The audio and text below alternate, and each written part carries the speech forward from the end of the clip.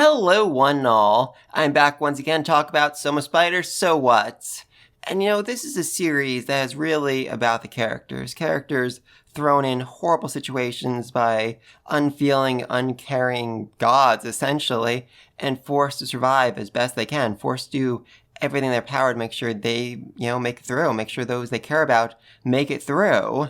And there are a few whose stories are more interesting to me than the story of Kyoya Sasajima, aka Razu, aka Wrath, aka the Little Ogre. Now, this is a character who, at least in the anime, is first mentioned fairly early on. Shun asks, is Sasajima okay? And Misoko responds, he is, but I can't tell you where he is or how I know that. And this is one of those scenes that makes it so fun to go back and reread the series because, now looking at it from a different lens, we know so much more. We know that, she knows he's alive because of her skill student roster, which tells her info about all of her students. And we know that she can't tell them about this because if she tells anyone about the student roster skill or anything, or any of the information put inside of it, something terrible will happen to her students. Or maybe not, that might be a lie.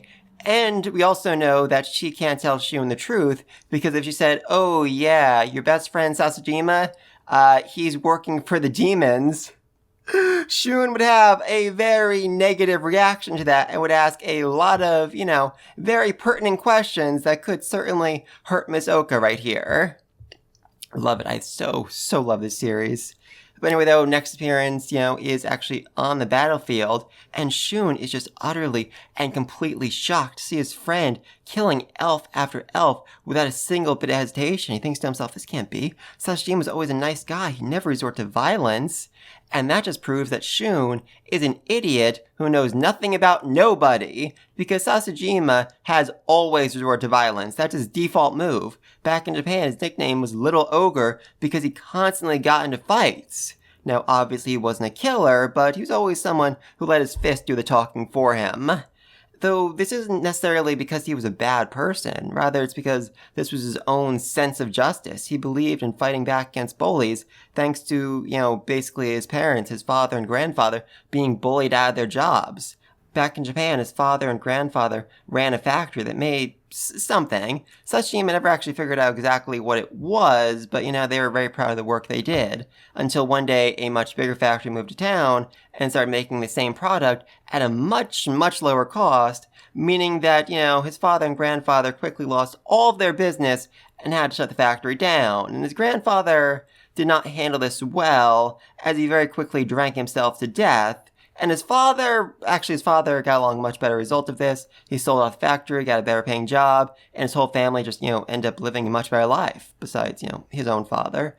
And yet, despite this, every now and again, he'd still look out at where the factory used to be and just stare longingly at it, because even though he was doing better now, he didn't feel the same sense of purpose he did back when he ran a factory. He felt aimless in his life, and this instilled a great sense of justice in Sasajima. This big, mean factory came in and bullied his family, bullied them out of the business, and just utterly, completely, broke them. And so whenever he saw people being bullied, he'd step in. Even if the bullies were, double his age, even if they were like big kids, he'd step in, he'd fight them.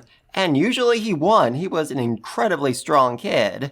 Unfortunately, though, after you fight enough people start to avoid you. They think you're the bully. They think you're the problem. They think you're mean and bad and awful. And he just ended up living a very sad, isolated life. So when high school rolled around, he decided, okay, you know what? I'm going to reinvent myself. I'm going to go to high school very far away where nobody knows me and just live, an ordinary, regular life. And that worked for him. He became friends with Shun and Kata. They played the same online game together. He played as a blacksmith, and he just loved the feeling of supporting them and giving them equipment that he had made himself to, make them better players. It was a happy, peaceful life for him, and yet this new life came as a result of him ignoring the evils of the world. He saw Hiro Wakaba and Sophia being bullied time and time again, and he wanted to speak up. He wanted to do something about it, but he's just so afraid that if he did, he'd become a little ogre again. He'd become lonely and isolated, and he just didn't want to risk the new life he had built here in high school. And then he died, along with the rest of his class. And unlike most of them who managed to reincarnate as humans, he instead managed to reincarnate as a goblin in a goblin village named Razu. And despite what pop culture might say about goblins, they were very different from what he expected. While they were, in fact, a very weak race, living in a very harsh environment, they managed to survive by working together and using tools, by being smarter than other monsters.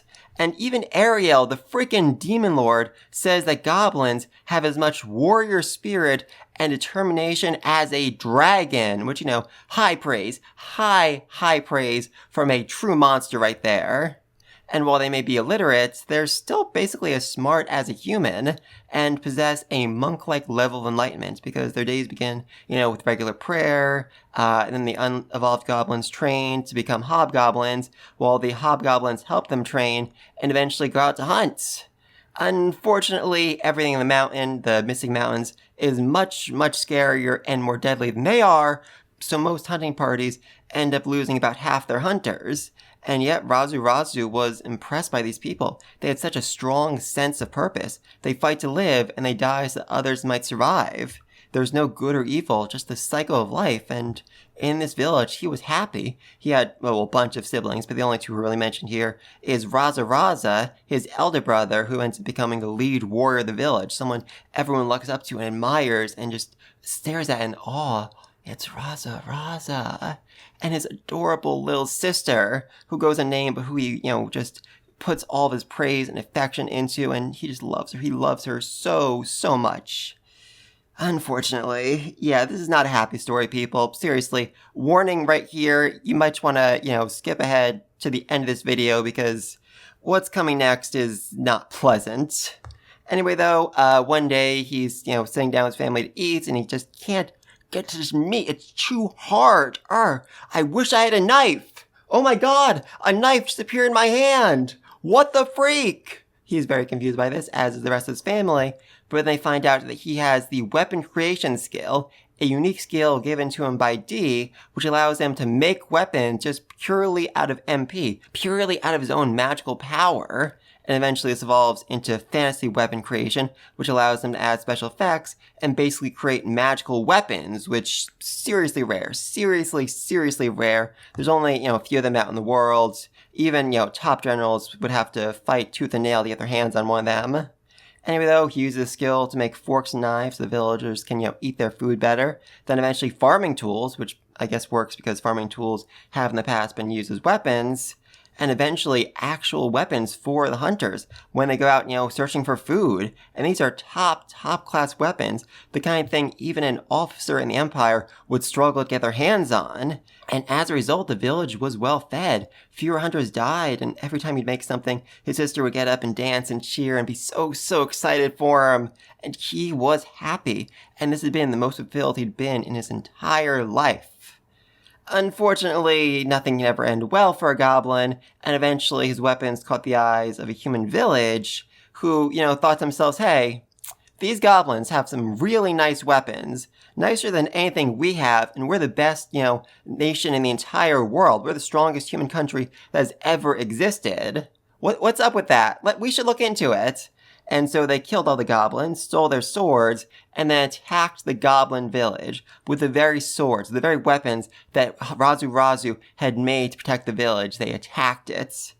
And most of the goblins end up dying, and in a far kinder world, he would have died as well. But unfortunately, he caught the eye of Buramus the Summoner, and he was enslaved. And next thing he knows, he wakes up, and now has the titles Ally Slayer and Kin Eater. Yeah, that's the title. That's White God for eating her own sibling. And, Razu, his sister, she's nowhere to be seen, and that's sad. That is so sad.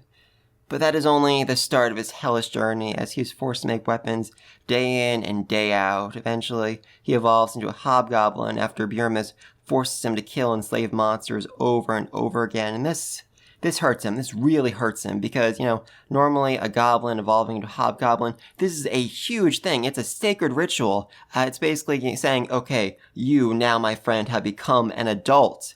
But now it's been devoid of any ceremony emotion. It's just sad. So sad. And to make matters just so much worse, There is another goblin with him, another one who was enslaved by Buramis, his big brother, Raza, and this is...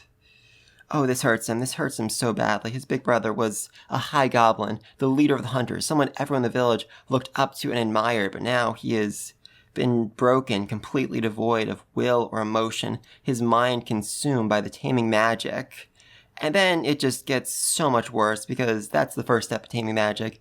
The second step is making the capture target actually like you, making the capture target believe they are on your side because they choose to be. And before long, he was seen laughing with the humans while holding the remains of goblins from other villages who he had killed. And this was it. This was Razu's breaking point. His rage scale went from 9 to 10 and evolved into wrath, multiplying all of his stats by a factor of 10, freeing him of his bindings, and with his own 2 hands, he killed his own brother. So furious was he that his brother would betray him. So furious was he that his brother would laugh with these humans who had killed everyone he cared about. He slaughtered him, and then he proceeded to kill every last human in the village, until only Buramis remained.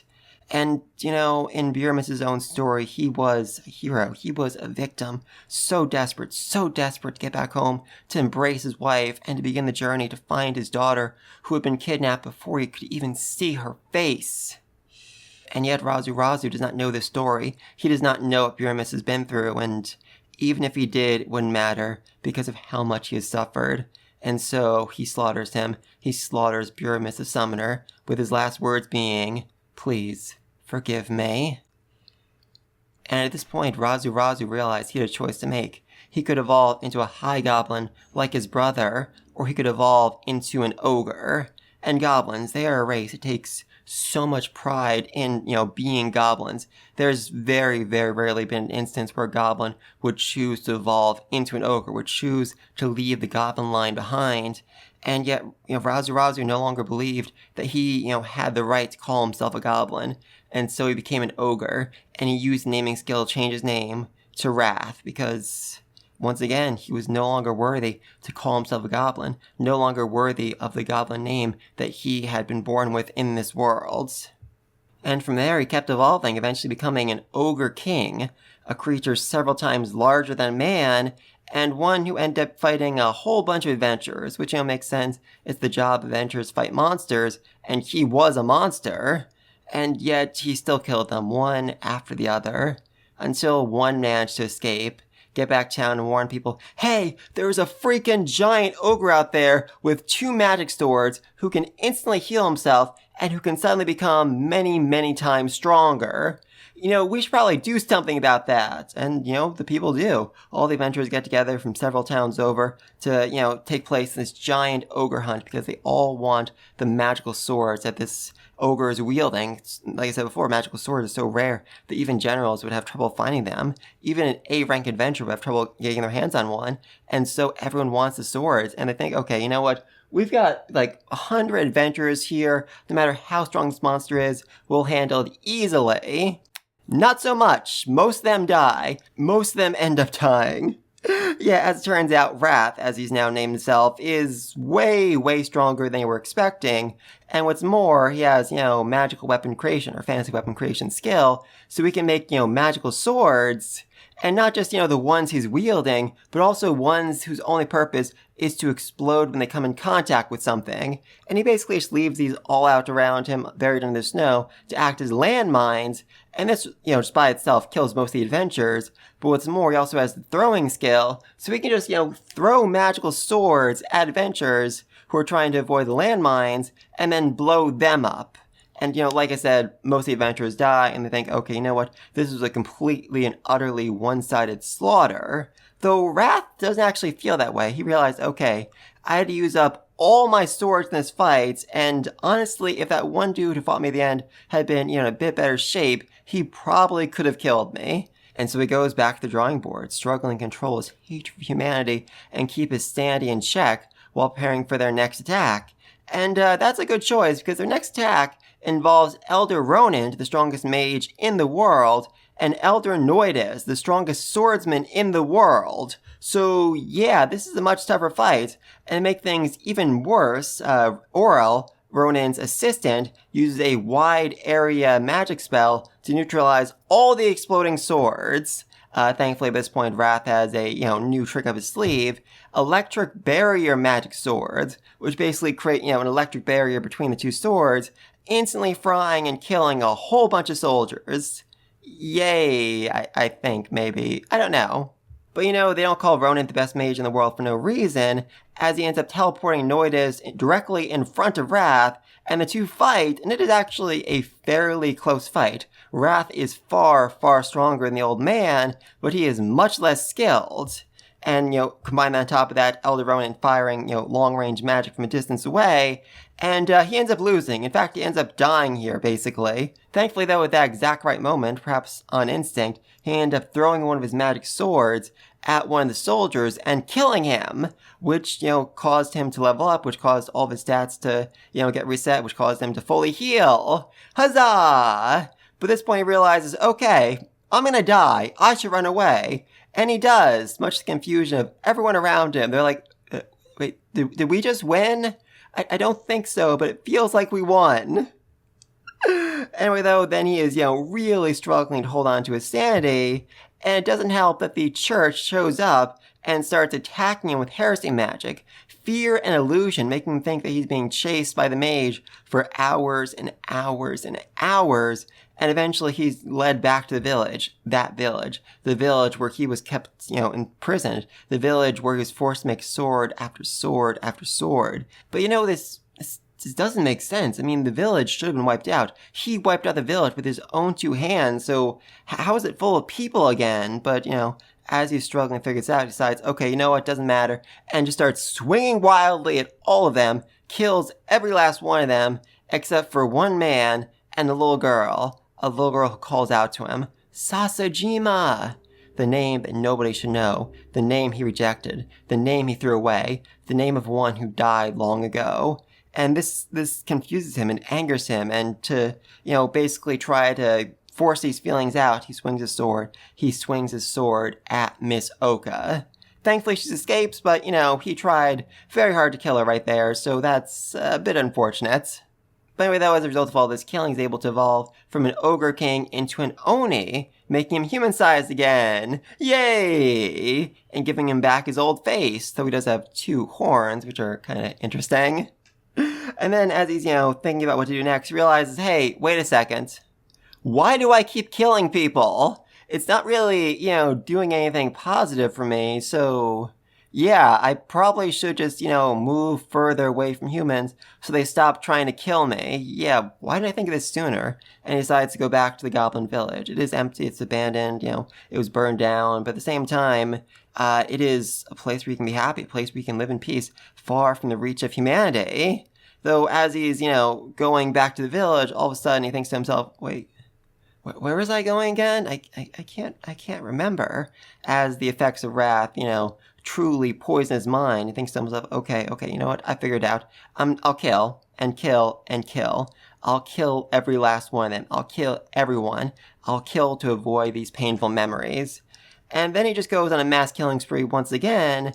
This time, though, he tries to face off against Nia, the leader of the Ice Dragons, and he is, hopefully and completely outmatched. He also has no real idea how he got here or why he's fighting here, but that doesn't really matter at this point. Anyway, though, thanks to an order from D to Black to Nia, she realizes that she is not actually allowed to kill him, but what she can do is basically just, create a very strong blizzard and throw him out into it and hope, okay, you know what, you'll probably die on your own. Unfortunately, that doesn't work, and instead, he ends up coming across Mira, Sayel, Sophia, and White, who are all hiding in an igloo, or at least they were until he attacked it and nearly killed everyone inside. And, White recognized them. She realized, wait a minute, that's Sasajima, my old classmate. Sophia does not whatsoever, because as it turns out, she doesn't actually remember the faces of any of her classmates. Yeah, Sophia kind of sucks, honestly. And so White actually has to say his name. She actually has to say, it's Sasajima. And hearing his name, yeah, it really, really annoys him, really angers him. And so he starts fighting way more seriously. And then he ends up cutting off Mira's arms and stabbing Vampy. So yeah, that was bad. That was very, very bad. But to make matters so much worse, Then he goes to kill White, who at this point is powerless, and right before he goes to deliver the finishing blow, he recognizes her. He recognizes the face of Hiro Wakaba, and just for a second, just for a brief second, his humanity gets turned back on. But then, no, he ends up falling back to madness. Thankfully, though, the ground collapses under him, and he falls into a crevasse. Though this just makes him angrier, way angrier. As he says, or as the volume says, stealing away his humanity, leaving nothing but flames of pure rage. All he saw were things to be destroyed. All he heard was infuriating noise. All he smelled was the scent of prey. All he tasted was blood drawn from his own lips by gnashing teeth. All he felt was a deep, unending wrath. There was no spark of sanity left in the Oni's eyes as he roared. So yeah, at this point he's gone fully and completely insane. There is no Sasajima left inside of him. Oh no! And then he kills a whole bunch of dragons and becomes way stronger, and eventually finds himself facing off against the former Sword King Rygar, the former leader of the Rensen Empire, and humanity's actual best swordsman. And this fight, it's a long one. It is a serious long one. It goes on for days. The sun rises and falls again and again and again, and yet neither man, falls to the ground. But, Rygar, he is an old man, and eventually he reaches his limit. His bones are broken, his skin is burned, his armor is shattered, his sword is cracked beyond repair, and yet still he stands, and feels so happy, feels so content, that he was actually able, one last time, to fight to the best of the abilities. And what's more, he was able to pass on the abilities to Wrath, because despite Wrath, being in a complete and utter mindless rage, he still learned and grew throughout the fight. He still managed to pick up so much of what Rygar was able to teach him. And this very much confuses Black, because apparently past users of Wrath completely lost their mind, completely lost the ability to even use tools and weapons, and would just attack wildly with their fists instead. So, yeah, Sasajima is something else for some reason. But anyway, though, then before Rygar falls, he passes on the title of Divine Sword to Wrath. Good for him! And that might actually make Wrath eligible to become the next leader of the Rensen Empire. I mean, probably not, but that would be a very funny turn of events. Anyway, though, at this point, Wrath is about to kill everyone else in the village, and Black gets permission from Dee to have Nia, the Ice Dragon, subdue him, though she's not allowed to kill him. But she very quickly, decides against this, because honestly, he is too strong. He is too strong even for Nia, the leader of the Ice Dragons, one of the original dragons. I mean, just a few days or weeks before, this wasn't even a contest. He couldn't even scratch her scales, but now he's able to cut completely through them. That is how strong he has become. And what's more, Wrath fights dirty and ends up throwing a magic sword bomb in her mouth, which she swallows, which blows up her insides. So, yeah, that was bad. That was very, very bad. At this point, all Black can do is recruit White and Vampy to step in and, stop him somehow, some way, hopefully. Though honestly, I don't think Black would have minded all that much if, both of them had died in this fight. Probably not. Thankfully, though, Vampy has gotten a lot stronger since last time, and is able to put up a fairly good fight against Wrath. She basically uses the strategy of throwing acid at him, freezing it, and then forcing him to, melt it or get burned. So, that's fairly effective. Unfortunately, though, Wrath is way stronger than her, and when he gets mad, and starts using his Battle Divinity and Wrath skills, his stats, they go high. They go really high. Basically, as a result of him getting Wrath, he obtained Battle Divinity level 10, which adds 1,000 to each of his stats, and the Wrath skill itself multiplies all of his stats by a factor of 10, meaning that at the very least, his stats are around 10,000, and most of them are around 20,000. So, yeah, he's strong. He is terrifyingly, overwhelmingly strong. Thankfully, though, at this exact moment, White and Vampy get into an argument, and so White turns to, Mr. Oni, as she refers to him, and says, "Shut up for a second." And then he finds himself instantly falling, because she teleported him 3 miles up into the air, and she kind of assumed that he had spatial movement, which let him, make platforms and fall at his own speed. but he did not because he was a mindless fighter who never realized he needed that skill. So instead, he just, literally falls 3 miles down and crashes against the ground. And somehow, that does not kill him. He just barely managed to survive. White ties him up, White ties his swords up, and it's all good! Yay! And then he wakes up to find himself tied up in a very nice looking bed in a very nice looking room with a little girl staring at him. And he is trying very hard to basically just put the last few years together, like, okay, what exactly happened? Because I have some really weird memories in my head. Hiroakawa was there, with which there's no reason why she'd be here in this world. There was this little girl that had 6 arms. There was another girl who kept trying to bite me. He's very confused. He's very confused. And so when Vampy shows up, the girl he fought before, he keeps referring to her as the girl with 2 arms. To distinguish her from the girl with 6 arms he fought previously. Oh, I love that. I very much love that. And then Ariel, the Demon Lord, shows up, and he realizes from a glance, oh, this girl's a monster. Okay, this girl is a true monster, and I am very scared of her, which actually managed to impress Ariel a little bit, because she's, suppressing all of her abilities to make sure no one realizes how strong she is. And to most people, she seems like an ordinary little girl, but Wrath is able to see through that because he's so strong and skilled. Good for him! And then this absolute monster, the actual Demon Lord of this world, spoon-fed him food and offered him a place to live for as long as he wanted. And if you're wondering why she spoon-fed him, it's because he's still tied up and White kind of disappeared for a little while, so they can't actually untie him. Oh, I love that detail. I so love that detail. And Wrath spends his time in bed reflecting on everything he's been through in this world and thinks to himself, okay, you know what? I've killed a lot of people. I've killed so many people, and I feel guilty about that. I really do feel guilty about that. But I don't actually want to die, so what should I do? And eventually he decides, okay, you know what? I want to live, and what's more, I want to live with a purpose. So he asks Ariel, is there anything I can do for this world? And the answer comes unexpectedly in the form of Blow, otherwise known as Deadbeat and Hooligan, the younger brother of Balto, and a man who is completely and utterly obsessed and in love with White, which, I could rant about that for a very long time, but that's a topic for another video. And he wants to know exactly who Wrath is and why he's suddenly living in his house, which is, a fairly good question.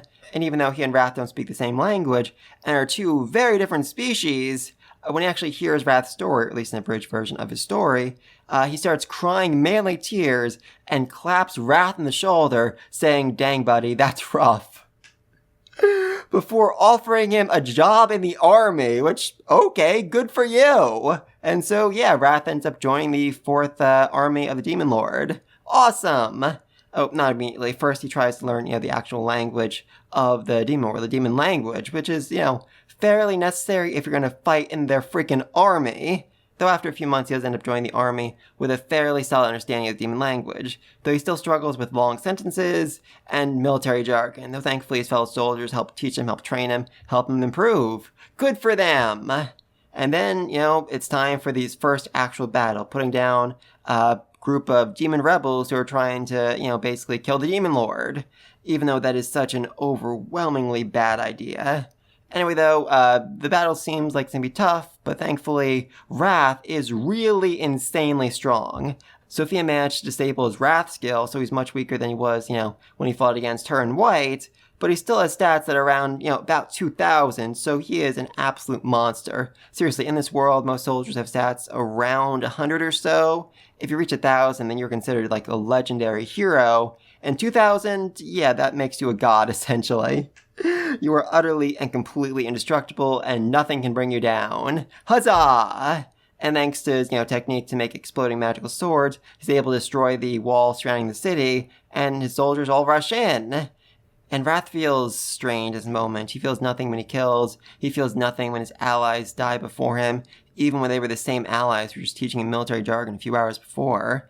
And it's not like he's become completely cold, but he realized, okay, this is what it means to live in this world, to face death on a daily basis. And then the battle keeps going on. Eventually he comes across a group of elves, with one little elf girl popping up and saying, Sasajima! Calling out the name he'd thrown away long time ago. And this, unsurprisingly, was Miss Oka. And she basically says, oh, I know you're being forced to do this by the evil demon lord, so come with me. Come to the elf village and you'll be safe and you'll be happy. All the other reincarnators are there. And he says no. That is a hard, hard no for him for a lot of reasons. First off, he knows that he is on the right side. He is on the side of righteousness. I mean, yes, admittedly right now, he is currently slaughtering rebels who had the gall to object to their dictator declaring that they all need to go out and die in a pointless war, but that is, weirdly enough, the right thing to do. He's maxed out his taboo skill a long time ago. He knows the world is ending. He knows Ariel is doing everything in her power to actually save it, so yeah, he is on the right side here, and Miss Oka is on the side of evil! And what's more, if he actually took Miss Oka's hand and went back with her to the elf village, he'd become no more than he was when he was a mindless ogre, someone who just lives the purpose of living without any grander meaning behind it. Right now, he has found purpose, he has found meaning in his effort to save the world, the same meaning he found back in Japan when he played a blacksmith for his friends, and the same purpose he had back in the Goblin village when he made, forks, knives, farming tools, and weapons for them, things that made their lives better. He has meaning here, and he's not going to throw it away. And finally, he just really can't stand the hypocrisy of Miss Oka. She's like, oh, you don't have to do these awful things anymore. You don't have to fight and kill anymore. But Miss Oka was fighting with the rebels. She killed demon soldiers. She killed his fellow soldiers, his friends on the battlefield. And yet she has the gall to look down at him, the gall to say, oh, you're doing all these awful things. You really shouldn't be doing those. He can't stand that. He even says, can you really reach out to your student with those blood-stained hands claiming to offer me help? Oh, I love that line. I love that line so much. And he's not wrong. The truth is, Miss Oka has killed so many people up to this point, all for the sake of protecting her students. Sometimes even killing their families to make sure that she can, save them from their eventual deaths. And the fact that she's, not truly embracing this, not truly accepting the horrible things she's done in the past, means that she is also oblivious to what, Podemus is really doing in the shadows, what he actually has planned for the students. So, yeah, there is no way that Wrath can follow her. There's no way that Wrath can take her hand. He'd much rather stay with Ariel. He'd much rather fight on a side that he knows is right. And that right there is where I'm going to end this video. Obviously, though, that's not the end of Wrath's journey. It's not like he was immediately shot and killed after this scene, though. It was admittedly pretty close, but this feels like a good stopping point. Wrath has had a very, very long journey, and he's finally able to obtain a true sense of peace, a true sense of purpose in this world. Back in Japan, as a little ogre, he fought for justice, but he was hated and despised by everyone around him, ended up feeling alone. Then he made friends with Shun and Kanata and lived a happy life, but he did so at the, cost of giving up his own sense of justice. Then the Goblin village, he managed to make everyone happy, managed to build tools that made them all, live much better lives, but this ultimately ended up, with them getting killed as a result of his actions. And then as a mindless ogre, he just, lived without purpose, lived without meaning, lived simply to live, to kill, and to try and suppress all the awful, awful memories that he had experienced. And now, he is Wrath. He is a member of the 4th Demon Army, and he is content with that. He is doing his own part, however small it is, to help save the world, and that is a purpose he can be proud of.